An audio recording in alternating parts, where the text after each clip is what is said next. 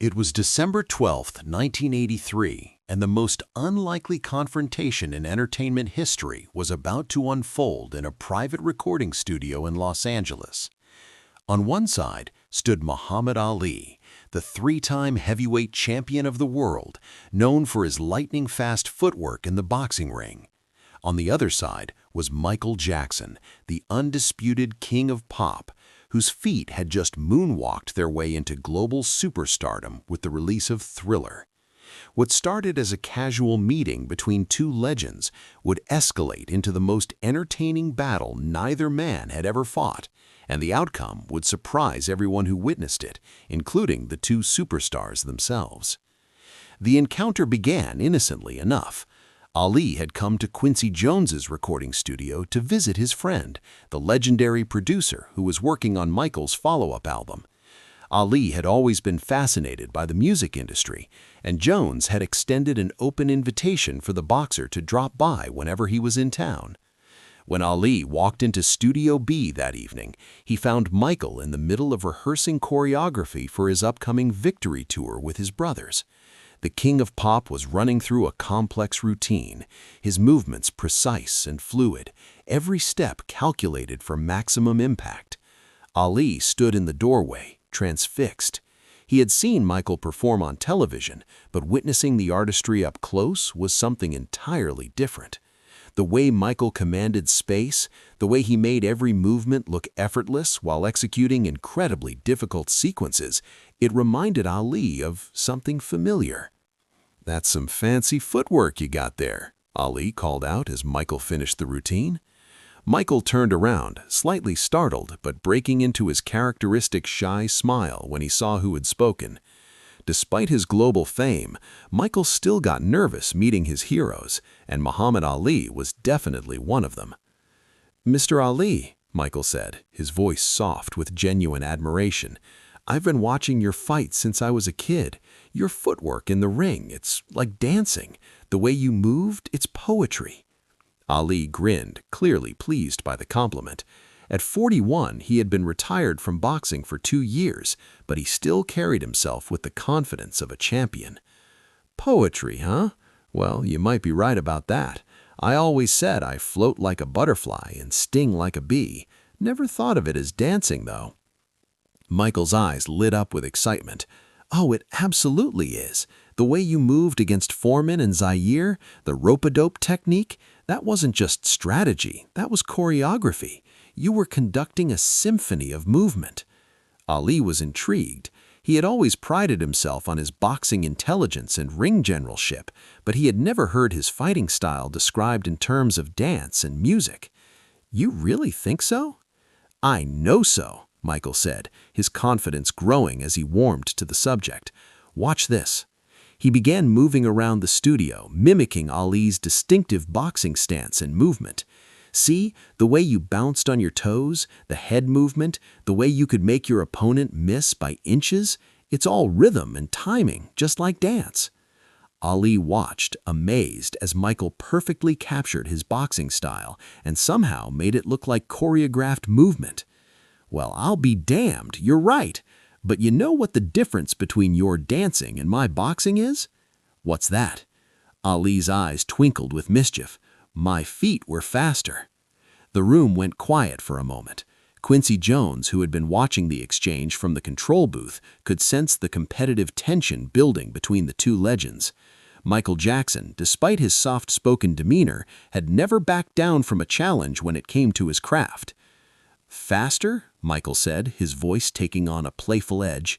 "Mr. Ali, with all due respect, I think you might want to reconsider that statement." Ali raised an eyebrow. "Oh, is that so?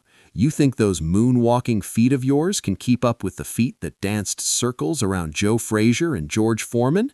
Michael smiled, but there was fire in his eyes now. "There's only one way to find out." "You challenging me, young man?" "I'm saying your feet might have been fast in the ring, but this isn't the ring. This is the dance floor, and on the dance floor, I'm the champion." Ali looked around the studio, taking in the mirrors, the polished floors, the speakers that could fill the space with any rhythm imaginable. "A dance battle, huh? Muhammad Ali versus Michael Jackson, Battle of the Feet. "Unless you're scared," Michael said with a grin, using the one phrase that could provoke Ali into almost anything. Ali threw back his head and laughed. "Scared? Son, I've never been scared of anything in my life. You want to dance? Let's dance. But don't say I didn't warn you when the greatest shows you how it's really done." Quincy Jones leaned into the intercom from the control room. "Gentlemen, if you're really going to do this, we should make it official. Best 2 out of 3 rounds. Different styles, different songs. And since I'm the only neutral party here, I'll be the judge." "You got yourself a deal," Ali said, extending his hand to Michael. "But when this is over, you better be ready to call me the king of pop and the king of dance." Michael shook his hand, his competitive spirit fully engaged now. "We'll see about that, Mr. Ali. We'll see about that." Quincy decided to start with something both men could relate to, classic Motown. He put on "I Got You, I Feel Good" by James Brown, a song that both Ali and Michael revered and had referenced in their own work. Ali went first. Despite being 2 years removed from his fighting career, his movement was still fluid and confident. He incorporated his famous boxing footwork into the routine, bobbing and weaving to the rhythm, throwing phantom punches in perfect time with the music. His famous shuffle became a dance move, his defensive slips and rolls transformed into something that belonged on Soul Train rather than in a boxing ring. The routine lasted about 90 seconds, and when Ali finished, he was barely breathing hard. "That's how you do it, young fella. 41 years old and still smooth as silk." Michael nodded approvingly. "That was beautiful, Mr. Ali, really beautiful. But now let me show you something." When the music started again, Michael exploded into movement. He took elements of Ali's boxing footwork and somehow made them even more precise, even more musical. He spun, glided, and popped to the rhythm in ways that seemed to defy physics. His moonwalk made it look like he was floating above the studio floor, and when he finished with a perfect freeze as the music ended, even Ali was applauding. "Damn," muttered Ali under his breath. "Where did that come from?" Quincy's voice came over the intercom. "Round 1 goes to Michael. That was otherworldly." Michael smiled but remained respectful. "You set the bar high, Mr. Ali. I just tried to match your energy." For the second round, Quincy chose something more aggressive, "Eye of the Tiger" by Survivor, the theme from Rocky III. This was Ali's chance to show how boxing and dancing could truly merge. This time, Ali came out swinging, literally. He created a routine that was part boxing workout, part dance performance.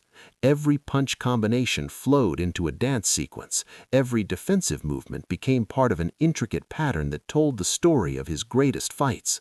When he shadowboxed, he was also dancing. When he danced, he was showing the world why his boxing style had been called the sweet science. The routine was powerful, masculine, and surprisingly graceful. Ali made 41 look like 25, and when he finished by throwing a slow-motion punch that stopped inches from an imaginary opponent's chin, the studio erupted in spontaneous applause from the technicians and musicians who had gathered to watch. Michael knew he had to match that intensity, but in his own way. When the music started, he channeled the aggression of the song into sharp, staccato movements that looked like martial arts performed by someone who had been possessed by the rhythm itself. His spins were faster, his isolations sharper, and when he incorporated elements of breakdancing that wouldn't become mainstream for another few years, everyone realized they were witnessing something completely new. But here's what surprised everyone. Michael began incorporating Ali's boxing movements into his routine, not to mock them, but to honor them. He threw punches that became dance moves. He bobbed and weaved in ways that somehow looked both fierce and graceful. And when he finished in Ali's classic victory pose, arms raised, feet planted wide, the respect between the two legends was unmistakable. Quincy was quiet for a long moment before speaking. "Round 2, I'm calling it a draw. You both just created something I've never seen before." For the final round, Quincy made a decision that shocked everyone. This round is all about Michael's signature move. Ali, can you moonwalk? Michael looked at Ali with a mixture of confidence and uncertainty. How hard can it be? It's just walking backwards, right? Michael's grin told him everything he needed to know. There's a little more to it than that, Mr. Ali, but I'll teach you. What followed was 10 minutes of Michael Jackson giving Muhammad Ali a private masterclass in moonwalking. Michael showed him the heel-toe technique, the weight shifts, the way to make it look effortless while actually requiring incredible strength and balance. Ali was a quick learner. Within minutes, he was managing a crude but recognizable moonwalk across the studio floor. Look at that! Muhammad Ali moonwalking! Wait till Howard Cosell sees this. But Michael had one more surprise. Your turn to teach me something, Mr. Ali. Show me the Ali shuffle. For the next 10 minutes, roles reversed. Ali taught Michael the footwork that had made him famous in the boxing ring, the rapid-fire foot movement that had confused and frustrated heavyweight opponents for over a decade. Michael, with his dancer's precision and rhythm, picked it up faster than any fighter Ali had ever trained. When Quincy put on Billie Jean for the final showdown, something magical happened. Instead of competing against each other, Ali and Michael began dancing together. Ali would moonwalk, then seamlessly transition into his boxing shuffle. Michael would match him move for move, adding spins and glides that made the combination look like a conversation between two different art forms. They traded moves, combined techniques, and created something that was part boxing exhibition, part dance performance, and completely unprecedented. When Michael threw in a spin that Ali countered with a perfectly timed bob and weave, both men started laughing while continuing to dance. As the song wound down, both men found themselves in the center of the studio, breathing hard and grinning like children who had just discovered a new game. Quincy's voice came over the intercom. "Gentlemen, I don't think I can declare a winner. What I just witnessed wasn't a battle. It was a collaboration. You both won." Ali put his arm around Michael's shoulders. "You know what, young man? I came here thinking I could outdance the king of pop. Turns out, maybe there's room for two kings." Michael, still catching his breath, looked up at Ali with genuine admiration. "Mr. Ali, you just showed me that dancing and fighting aren't that different. They're both about rhythm, timing, and heart. And you've got more heart than anyone I've ever met." "And you," Ali said, "just showed me that there's poetry and movement I never even imagined. Maybe I was a dancer in that ring after all." What started as a friendly challenge became the beginning of an unexpected friendship. Over the following months, Ali and Michael would often visit each other when schedules allowed. Michael would attend Ali's public appearances, and Ali would visit Michael's recording sessions. The two legends discovered they had more in common than excellent footwork. Both had dealt with intense public scrutiny from a young age, and both understood the pressure of being called the greatest. They never had another official dance battle, but they would often end up moving together whenever music was playing. Staff members became accustomed to seeing the unlikely pair sharing moves, with Ali teaching Michael boxing footwork while Michael showed Ali dance combinations. Michael incorporated some of Ali's boxing movements into his later choreography, particularly in Beat It and Bad. Ali would joke in interviews that he had taught Michael everything he knew about footwork. More importantly, they taught each other about the connection between athletics and art, between competition and collaboration. Word of Ali and Michael's dance battle began to spread throughout Hollywood, though the story remained private for years. Musicians who worked with Michael noticed new elements in his performances that seemed rooted in boxing movement. The encounter influenced both men's understanding of their artistry. Michael began to see his performances as athletic competition, requiring the same preparation that Ali brought to boxing. Ali gained appreciation for the athleticism required to be a world-class entertainer. In the years that followed, Ali and Michael developed a friendship built on mutual respect. They would spend hours together sharing stories about the pressures of fame and the dedication required to maintain excellence. Michael would tell Ali about the precision required to execute a perfect moonwalk. Ali would share stories about the mental preparation required to face opponents like Foreman. These conversations deepened their appreciation for each other's crafts. Michael understood that Ali's trash-talking was strategic preparation. Ali saw that Michael's perfectionism was the same kind of preparation Ali brought to his biggest fights. When Michael performed Don't Stop Till You Get Enough on tours, he would sometimes incorporate a quick Ali shuffle as tribute to their friendship. When Ali made public appearances, he would occasionally surprise audiences with a brief moonwalk, crediting "My friend Michael." The most important legacy wasn't who won, it was the reminder that greatness recognizes greatness. Two men who had reached the pinnacle of their arts found common ground in movement and joy.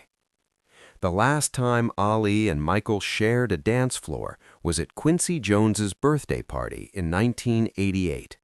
Ali's movement was affected by Parkinson's, but when Michael put on Billie Jean, Ali didn't hesitate.